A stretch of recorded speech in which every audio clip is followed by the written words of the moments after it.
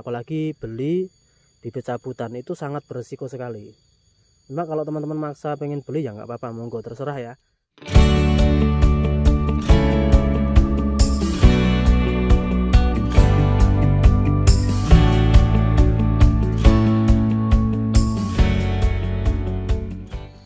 Assalamualaikum warahmatullahi wabarakatuh. Selamat siang teman-teman. Jumpa lagi dengan saya di AHM Farm Channel.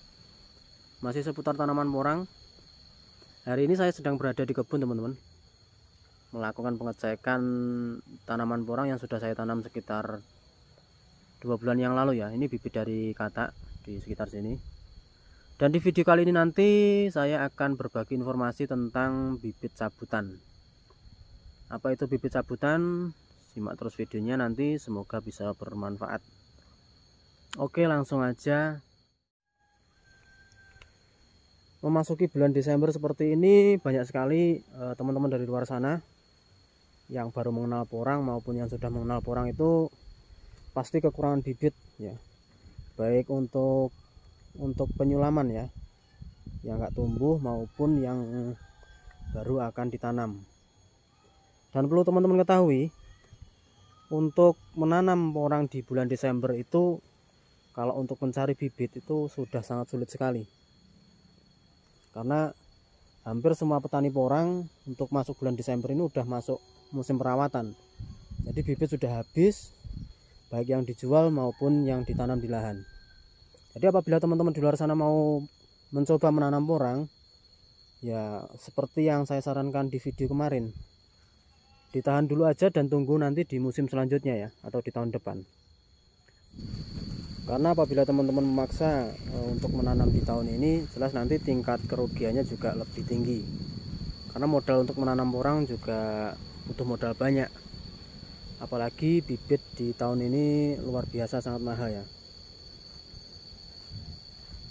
Dan semisal teman-teman pengen cari bibit di bulan Desember seperti ini, nanti dapatnya ya seperti ini teman-teman, bibit yang sudah tumbuh. Dan pas banget hari ini saya akan membahas tentang bibit cabutan. Apa itu bibit cabutan? Bibit cabutan itu sama halnya bibit porang yang sudah tumbuh seperti ini, itu dicabut lalu kita tanam tak lagi ya. Jadi seperti ini, cuma bukan bibit yang kita tanam, melainkan bibit yang tumbuh secara liar, baik di lahan kita maupun di hutan ya. Contohnya seperti ini teman-teman, yang secara liar. Nah ini bibit porang yang tumbuh secara liar. Karena apa? Tidak kita tanam dengan sengaja. Mungkin waktu pohon porang dorman ya di tahun ini, di bulan 5 kemarin, itu katanya nggak kelihatan, lalu tertumpuk tanah dan dia tumbuh dengan sendiri seperti ini. Ini kalau ada di lahan kita, tapi kalau di hutan itu secara liar ya. Nah seperti ini dicabut dan kita tanam lagi, itu kita namakan atau biasa kita sebut bibit cabutan. Apa kekurangan dari bibit cabutan akan saya bahas. Jadi seperti ini contohnya. Nah ini nampaknya terlalu dalam ya, jadi katanya mungkin ada sekitar 10 cm lebih. Itu kalau kita paksa cabut ya patah nanti. Ini kita cari yang lain aja. Jadi ini tumbuhnya secara liar karena tidak di bagian gulutan sini. Kalau bagian gulutan pasti tumbuhnya di sini nih ya. Oke, kita cari yang lain. Nah ini ada lagi teman-teman, seperti ini. Ini juga tumbuh secara liar, karena gak mungkin kita tanam di sebelah sini ya. Nah ini juga liar ya, coba kita cabut. Ini juga susah, karena biasanya tertumpuk tanah banyak. Akhirnya apa? Kalau kita cabut ya seperti ini, susah banget.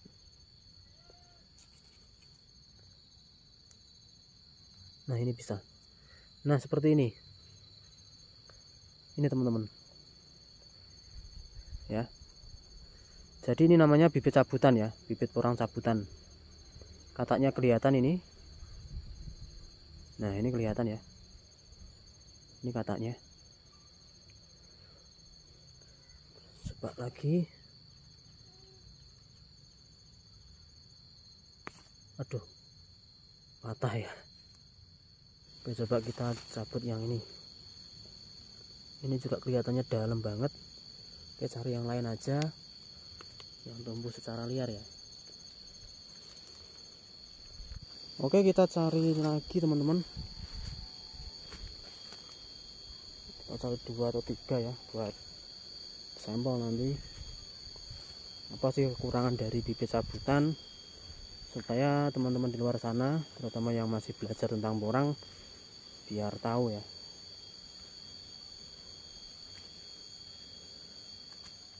Ini rumputnya udah tinggi-tinggi banget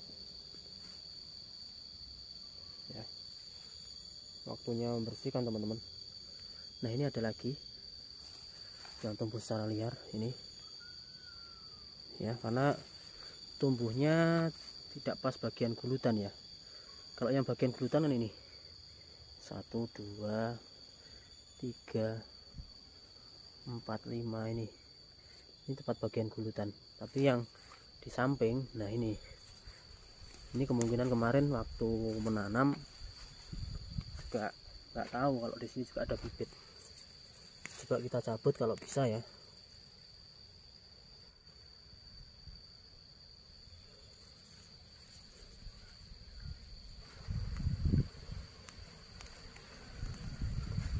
Nah seperti ini teman. Oh ini umbi teman-teman. Jadi ini bibit cabutan namanya.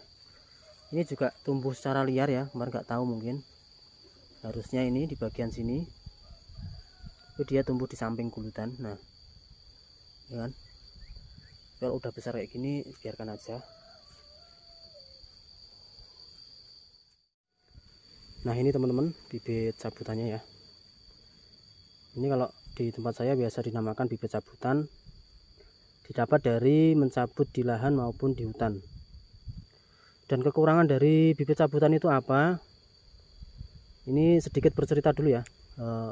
Tahun 2019 itu saya pernah menanam sekitar kurang lebih 1000 bibit cabutan. Itu memang saya sengaja karena beberapa katak yang saya tanam itu tidak tumbuh.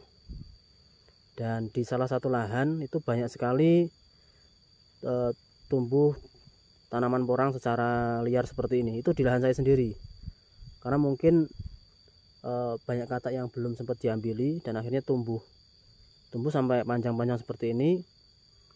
Saya sama temen akhirnya saya cabut sekitar hampir 1000 pohon dan saya pindah ke lahan.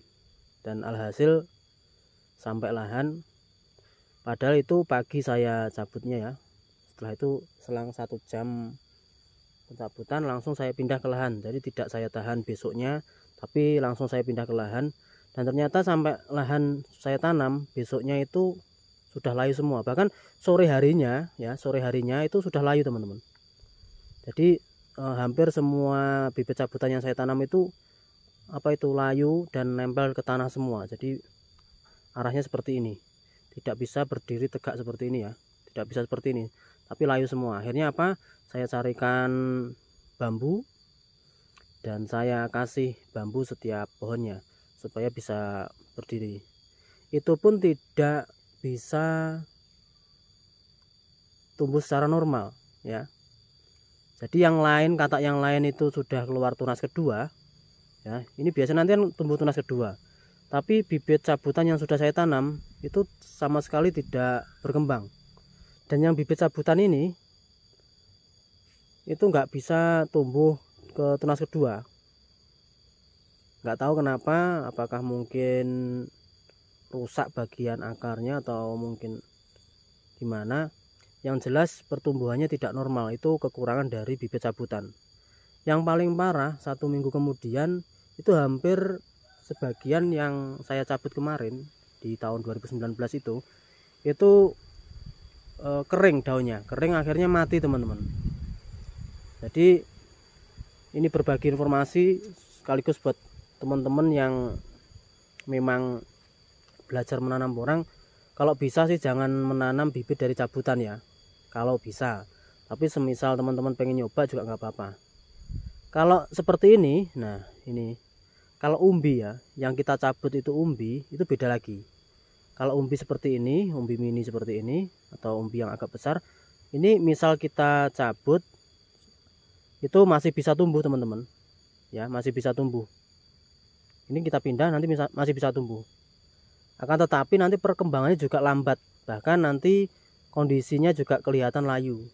Beda dengan umbi yang tumbuh ketika kita tanam dari awal ya. Kalau cabutan seperti ini nanti karena sudah mekar daunnya ya, daunnya sudah mekar. Kalau daunnya belum mekar, masih kuncup ya, masih bertunas, itu kalau kita pindah aman. Tapi kalau sudah mekar seperti ini nanti perkembangannya juga sedikit terganggu ya. Bukan nggak bisa tumbuh, tetap bisa tumbuh, cuma nanti perkembangannya sedikit terganggu, agak lama sedikit. Beda dengan yang kita pindah waktu masih bertunas. Kalau masih bertunas kita pindah nggak apa-apa, itu masih bagus. Tapi kalau sudah mekar daunnya seperti ini nanti jelas perkembangannya lebih lambat dibandingkan dengan yang kita tanam dari awal. Itu kekurangan dari umbi cabutan. Dan semisal ya, semisal kita mencabut kok ketinggalan umbinya yang ini, umbi yang bawah ini ya, umbinya ketinggalan terus akarnya masih ikut di pohon, kita tanam tetap hidup teman-teman. Melainkan itu tadi, karena nutrisi yang diambil dari umbi ya, nutrisi yang diambil untuk perkembangan membentuk umbi baru itu dari umbi sini, ini nanti pertumbuhan dari daunnya juga nggak seperti biasa. Dia sedikit apa ya, kalau saya namakan keriting. Nanti contohnya ada teman-teman, nanti yang di atas ada. Itu waktu saya cabut itu bagian umbinya sini hilang, jadi tinggal akarnya nempel di sini. Karena di atas umbinya ada akarnya ya, akarnya masih ikut, cuma umbinya ini ketinggalan. Nanti hasilnya seperti apa saya ada contohnya. Dan untuk cabutan yang dari katak, kalau memang teman-teman maksa pengen cari bibit cabutan seperti ini, usahakan nanti kataknya ini ya, ini kataknya ya, kataknya ini masih nempel, jangan sampai lepas dari batang atau dari akarnya. Karena kalau sampai hilang itu nanti bisa saya pastikan sulit ya, pertumbuhannya sangat sulit sekali. Kalau seperti ini masih bisa, cuma ya itu tadi, tidak senormal seperti tanaman yang kita tanam dari awal. Itu untuk bibit cabutan. Jadi buat teman-teman semisal di lahannya sendiri ataupun di mana ya, misal di samping rumah ada bibit seperti ini dalam jumlah banyak, mending nggak usah dicabut dan dirawat aja di situ. Nanti kalau sudah dorman dan tahun depan bisa dipindah ke lahan yang baru. Itu sedikit saran, karena yang sudah saya praktekkan di tahun 2019 itu ternyata gagal teman-teman. Apalagi beli, nah ini apalagi beli bibit cabutan itu sangat berisiko sekali. Jadi semisal teman-teman maksa pengen beli ya nggak apa-apa, dicoba aja. Kalau memang skalanya sedikit sih, kalau skalanya banyak saya sarankan jangan ya, karena sangat berisiko sekali. Kalau awal-awal di bulan Desember seperti ini masih ada kemungkinan bisa tumbuh. Tapi kalau masuk di bulan Januari, karena itu sudah masa perkembangan umbi ya, masa pembesaran umbi, itu kalau beli bibit cabutan jelas sangat berisiko. Berisiko tidak bisa tumbuh lagi ya. Biasanya macet teman-teman, macet, tidak tumbuh dan berkembang. Oke, kita coba lihat kemarin yang saya cabut itu dari bibit umbi, cuman umbinya ketinggalan ya, umbinya ini ketinggalan. Terus tapi akarnya masih nempel di pohon. Karena untuk tanaman porang kan bagian akar itu di atas umbi teman-teman. Jadi kemarin contohnya ada, supaya teman-teman juga tahu seperti apa sih hasilnya dari bibit cabutan itu. Ini di atas ini.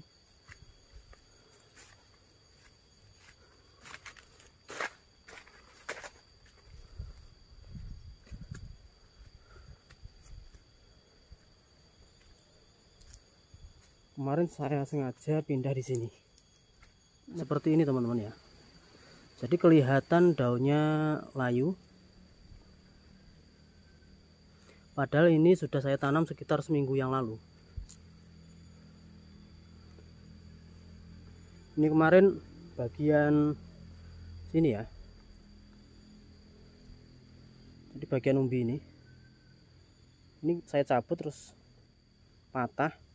Cuma untuk akarnya itu masih nempel di pohon.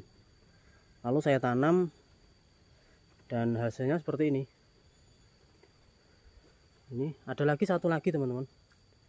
Nih. Nah, sama kayak tadi.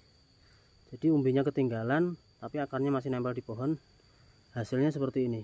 Jadi tidak bisa tumbuh secara normal. Namun semisal teman-teman pengen pindah tanaman porang ya, dari samping rumah atau dari mana dipindah ke depan rumah, itu usahakan bagian tanah yang pertama. Jadi misal ini ya, ini contohnya. Ini kemarin saya pindah karena bergandengan dengan tanaman porang yang lain, jadi biar nggak bergandengan karena mungkin tumbuhnya secara liar ya. Saya pindah tanah yang pertama ya. Jadi dari sini ini dipindah, tanahnya ngikut teman-teman, ikut dipindah ke sini. Ini nanti pertumbuhannya akan normal ya, seperti ini. Tapi kalau kita cabut itu nanti akan menghambat perkembangannya, apalagi bagian umbi. Karena kalau kita cabut itu jelas ini bakal nempel di tanah karena akarnya banyak. Kalau kita cabut patah biasanya yang bagian sini. Nah, seperti ini contohnya. Akhirnya apa? Daunnya kelihatan layu. Cuma ini kelihatan seger ya. Karena apa? Tanah yang nempel awal ya, tanahnya ngikut kita pindah. Itu bagus. Tapi kalau tanahnya nggak ngikut, biasanya juga layu. Semisal teman-teman menemukan tanaman porang ini di hutan atau di hutan liar ya, dan banyak. Kalau memang pengen pindah, usahakan bagian katak kalau masih itu harus ikut di bawah ya. Terus kalau umbi seperti ini juga harus ikut juga, karena kalau umbinya ketinggalan itu nanti juga nggak bisa berkembang secara normal.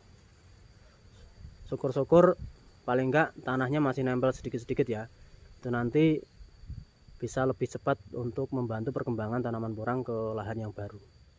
Kurang lebih seperti itu teman-teman. Apabila ada pertanyaan bisa langsung WA atau telepon di kontak yang sudah saya tulis di link deskripsi, atau mungkin bisa tulis di kolom komentar.